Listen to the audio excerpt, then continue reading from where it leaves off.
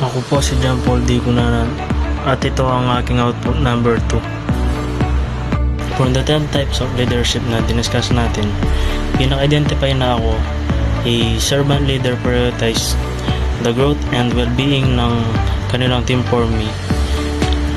Parang role ko as a kuya, where I naturally look out for my younger siblings. I believe I embody this kasi just like sa mga younger siblings ko, I genuinely enjoy helping others succeed.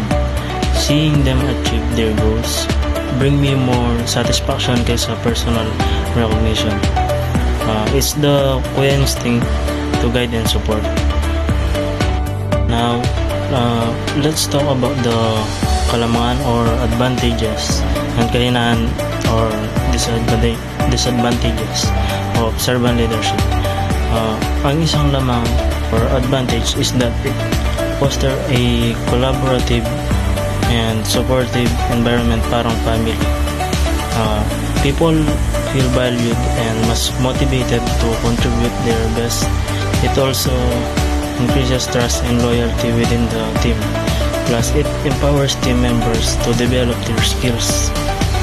In conclusion, servant leadership parang pagiging kuya. It's about leading by serving. It's about putting the needs of others first and empowering them to reach their full potential. While it has its challenges, the rewards of building a strong, motivated, and successful team or family are well worth it. So, despite the kahinaan, I still believe in the power of servant leadership. Maraming salamat po.